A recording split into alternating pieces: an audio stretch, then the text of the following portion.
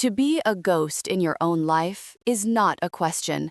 For Elara, it was the simple reality of her first 22 years.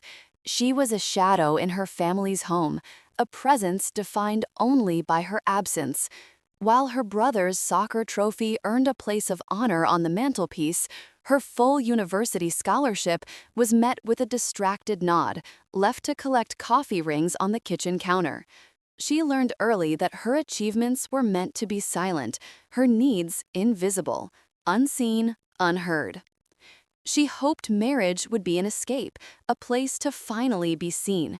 Instead, she only traded one form of invisibility for another, more intimate one.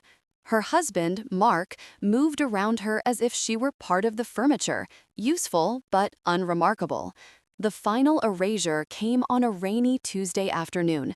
She watched from the doorway as he casually gave away her grandmother's silver locket to a visiting cousin, dismissing it as some old trinket. The cold weight of that empty space on her dresser felt more real than his presence ever had. The silence that followed was different.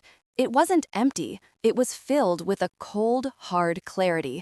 The ghost was finally feeling the weight of her own bones. In that suffocating stillness, a single, resonant decision began to form. For what happens when a shadow grows tired of the dark and decides to cast a light of its own?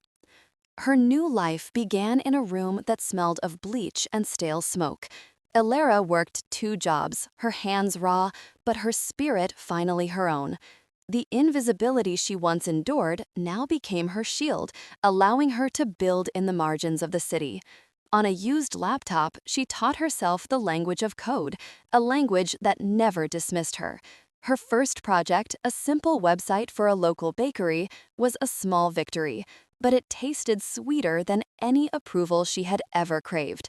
It was the first brick laid in a new foundation. Over the next 10 years, it wasn't revenge that fueled her, but the quiet, steady discovery of her own worth. She founded Phoenix Digital, building an empire not just from lines of code, but from the talent others had overlooked. She hired the outcasts, the misfits, the unseen. They weren't just a team, they were a testament to her vision. Her story is a reminder that our value is not what others assign to us, but what we have the courage to build for ourselves.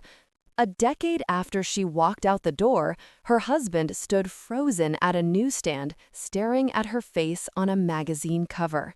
The headline was simple: Elara Vance, Architect of Tomorrow. They could all finally see her. The only question left was, what do you do when the ghost you created has a voice loud enough to shake your world?